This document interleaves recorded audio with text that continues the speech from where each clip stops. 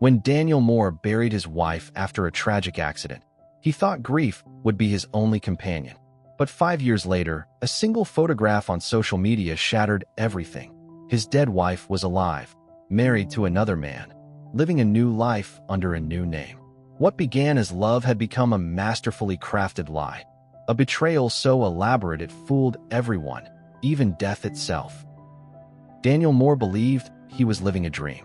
At 35, he had everything he thought defined success: a growing tech business, a cozy home overlooking Lake Union, and a beautiful wife, Emily, who made every day feel like a gift. They met at a conference in Portland 8 years earlier, both ambitious, curious, and full of plans. Their connection had been instant, the kind of spark that made friends joke they were meant for each other. Together, they built a life filled with small joys, weekend hikes, movie nights, and quiet dinners where laughter came easily. To everyone around them, they were the perfect couple, admired for how effortlessly they seemed to balance work, love, and friendship. But behind the picture-perfect exterior, subtle cracks were beginning to form. Emily's long hours at her marketing job had become more frequent. She often stayed out late, claiming deadlines and last-minute projects. Daniel, trusting by nature, never questioned her. He wanted to believe her career demanded more of her time, not that something was wrong. There were moments when she seemed distant, lost in thought, scrolling endlessly through her phone. When he asked what was wrong, she would smile, say she was just tired, and change the subject. Still, Daniel refused to let doubts take root. He planned a surprise getaway for their upcoming anniversary, determined to rekindle their connection.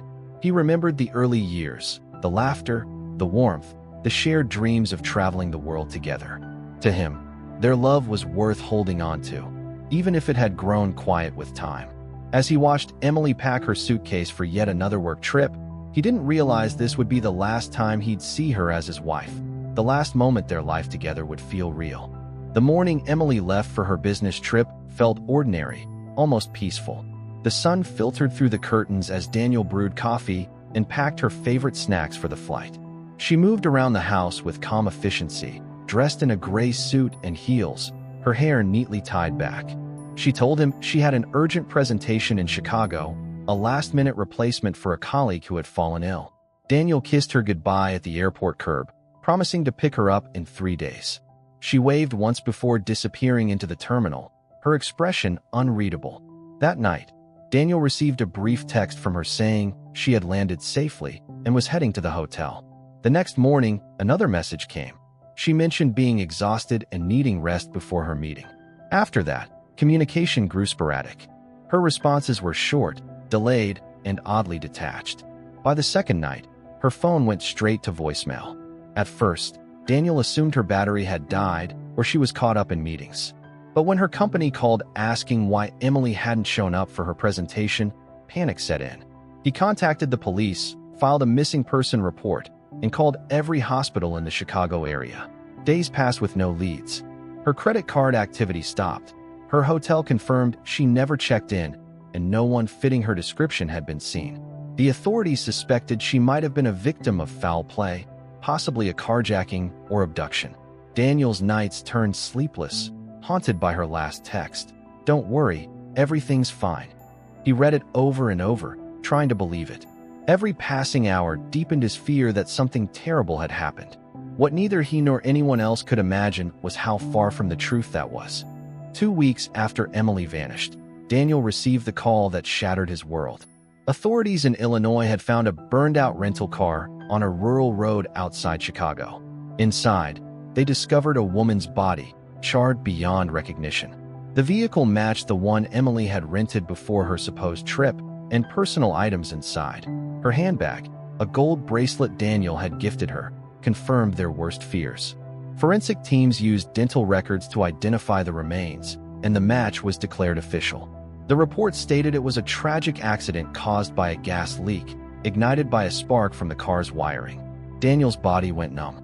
He couldn't comprehend that the woman he'd loved, the one he expected to see walking through the door, was gone forever. The police returned her wedding ring, slightly damaged by fire, and it became his most painful keepsake. News of Emily's death spread quickly among friends and family. Condolence messages flooded in, and neighbors brought food Daniel couldn't eat. He wandered through their home aimlessly, touching her things, the half-read book on her nightstand, her perfume on the dresser, as if she might still return to claim them. The funeral was held the following week. Because of the condition of the body, it was a closed casket service. Daniel stood at the front of the church, numb, listening to words that felt hollow.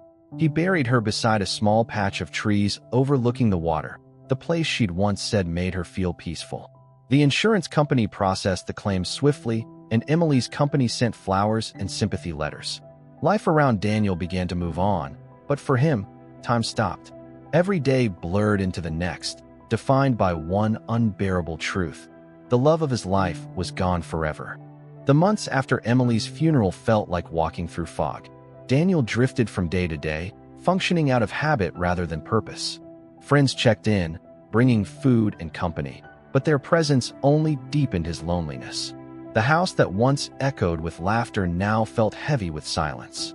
Every corner carried a memory. The coffee mugs they collected from trips, the framed photos of their hikes, the scent of her perfume lingering faintly in the bedroom. Daniel tried to return to work, but focus escaped him. He would sit at his desk for hours, staring at spreadsheets he couldn't process, his mind circling the same questions. Why her? Why now? As months turned into years, Daniel learned to mask his grief. He sold their house by the lake, unable to bear its emptiness, and moved into a small apartment downtown. His friends described him as strong, resilient, a man rebuilding after tragedy. But behind closed doors, his nights were consumed by memories. He would pour a drink, open their wedding album, and trace his fingers over her smiling face. Sometimes he played the last voicemail she left him, her voice calm and sweet, saying she'd see him soon. Therapy helped him survive, but never heal. The therapist told him closure might come with time, yet Daniel felt time only deepened the wound. On anniversaries, he visited her grave with fresh flowers, talking softly as if she could hear him. He told her about his work, his sleepless nights, and how much he missed her. In his heart, he believed she had been taken too soon, that fate had been cruel. What he didn't know was that somewhere far away, the woman he mourned was living a new life, one built on betrayal and deceit. 5 years had passed since Emily's death when the impossible happened. It was a quiet Sunday afternoon, and Daniel was scrolling aimlessly through social media, looking at travel blogs to distract himself from another lonely weekend. His fingers stopped mid-scroll. A photograph appeared on his screen. A couple standing on a sunlit terrace overlooking the sea in Santorini, Greece. The woman's face caught his breath. She had Emily's eyes, her smile, even the small birthmark on her neck he used to kiss every morning. Daniel froze, staring in disbelief. The caption read, "Emma Clark and David celebrating their 3rd anniversary in Greece." At first, he told himself it was coincidence, a stranger who simply resembled his late wife. But the resemblance was too perfect. He zoomed in, noting her familiar posture, the same dimple that appeared when she smiled. Even the necklace she wore looked like the one he had given Emily on their 5th wedding anniversary. His pulse raced as confusion turned to dread. The post was recent, uploaded only days ago. Daniel searched the account, finding dozens of photos of Emma Clark traveling across Europe with her husband. Every image carried the same haunting familiarity. Her hair was lighter, her name different, but her face told the truth. He felt his stomach twist as an unbearable question formed. Had Emily somehow survived? Or worse, had she never died at all? He sat in silence for hours, staring at her image on the glowing screen, the world around him fading into background noise. Memories clashed violently in his mind. The funeral, the grave, the tears, the years of grief. Every moment he had spent mourning her now felt like a cruel illusion. Something inside him shifted that day, replaced by one burning need to uncover the truth. Daniel couldn't sleep after discovering the photo. Every time he closed his eyes, the image of Emily, now Emma, flashed before him. By morning, he had decided to find out the truth. He contacted a private investigator named Robert Hayes, a retired detective known for handling delicate cases. Daniel provided every detail he had: the photo, the social media account, and Emily's background. Within a week, Robert confirmed the account was real and belonged to a woman living in a small coastal town in southern Greece. She was married to a British businessman named David Clark, and local records listed her as a UK citizen. Her passport had been issued 2 years after her supposed death. The information made no sense. The identification was legitimate, her documents authentic, her life perfectly ordinary. Yet, every detail, her smile, her gestures, belonged to Emily. Robert flew to Greece to gather evidence. He sent Daniel photos of the woman leaving a cafe, walking along the harbor, and shopping at a local market. The resemblance was beyond coincidence. Even her voice, captured in a brief recording, matched Emily's tone and accent. Daniel's heart battled between hope and anger. He wanted to believe she'd survived the accident, but how could that explain the body found in the car, the funeral, the grief? Robert soon uncovered another clue. Before Emily's disappearance, a large sum had been quietly withdrawn from Daniel's business account. The transaction was routed through an offshore bank. The same pattern appeared again under the name Emma Clark. The truth was no longer just strange, it was sinister. Daniel stared at the evidence spread across his kitchen table. His wife hadn't died. She had vanished deliberately. Somewhere in Greece, the woman he'd buried was living a new life, built entirely on lies. As the investigation deepened, the pieces of Emily's deception began to fall into place. Robert uncovered that a year before her disappearance, she had secretly created multiple online profiles under different names. Through one of these accounts, she met David Clark, a wealthy British investor who frequently traveled through Europe. Their digital correspondence evolved into an affair. Emily began transferring small amounts of money from Daniel's business accounts into hidden offshore ones, ensuring the withdrawals went unnoticed. She had been planning her escape long before her supposed accident. The most disturbing revelation came when the coroner's original report was re-examined. The dental records used to identify Emily's body had been switched. The real dental files were missing from her Seattle clinic. The woman found in the burned car had never been identified. Investigators concluded Emily had likely paid someone to help stage the scene, planting her belongings in the vehicle before setting it ablaze. The fire destroyed nearly all physical evidence, allowing her to disappear without a trace. Further digging revealed that after the supposed accident, Emily used forged documents to acquire a new identity as Emma Clark. With her stolen money and new passport, she left the United States through Canada, eventually settling in Europe. There, she married David, portraying herself as a widow with no family ties. For 5 years, she had lived undetected, enjoying a luxurious life built on deceit. When Daniel saw the full report, disbelief turned to cold rage. The woman he had mourned was alive, and she had destroyed another innocent life to free herself. The burned car, the staged tragedy, the hollow funeral, all of it had been a carefully constructed illusion. The love story he once believed in had become a calculated crime that fooled everyone, including him. When the evidence became undeniable, authorities coordinated with international agencies to locate and confront the woman now living as Emma Clark. Through cooperation between the FBI and Greek police, they tracked her to a villa overlooking the Aegean Sea. Early one morning, officers arrived quietly, surrounding the property. Inside, Emma was preparing breakfast when she noticed police vehicles approaching through the window. There was no attempt to flee. Instead, she stood frozen as officers entered, identifying her by her real name, Emily Moore. Her new husband, David, watched in disbelief as she was handcuffed and led away. The arrest made headlines across both countries. Local media in Greece reported the story of a woman accused of faking her death in the United States and stealing a fortune from her former husband. When questioned, Emily refused to speak. Her silence only deepened the mystery. DNA testing confirmed her true identity beyond any doubt.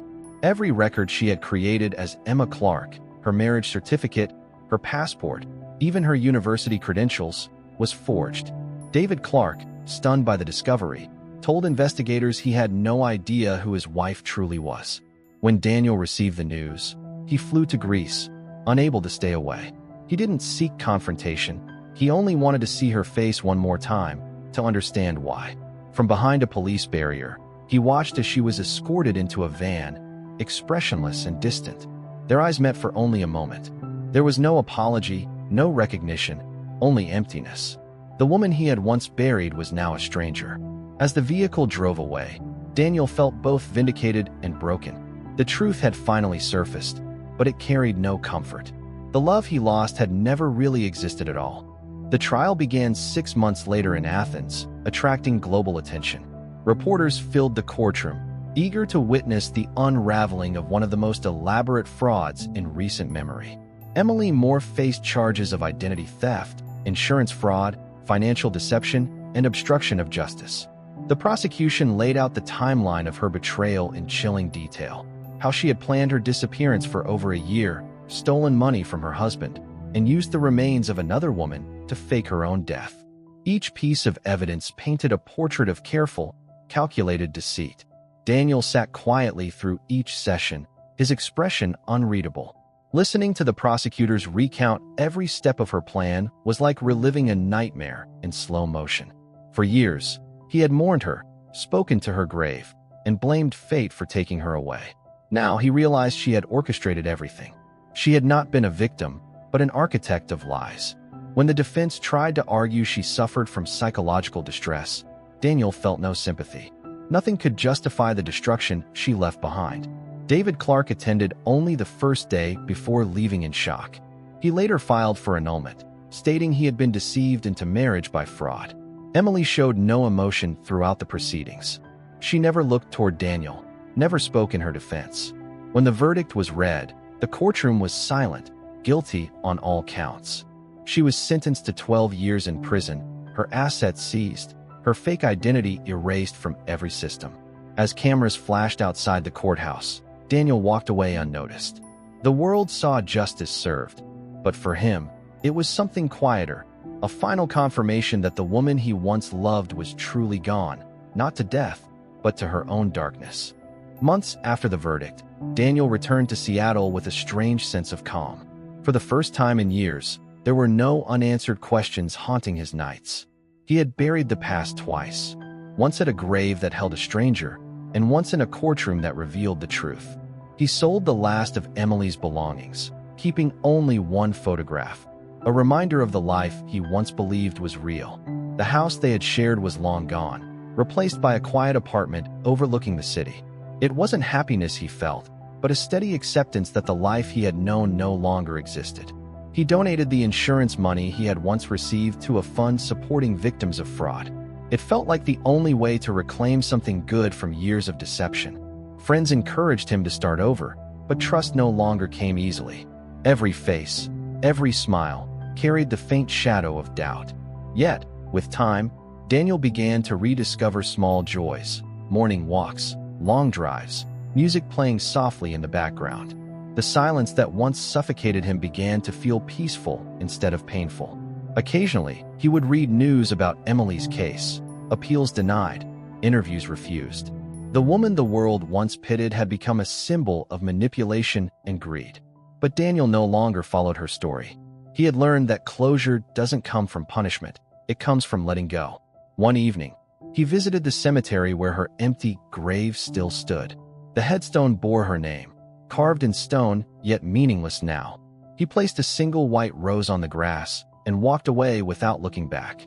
For the first time, Daniel felt free, not from her memory, but from the illusion she left behind.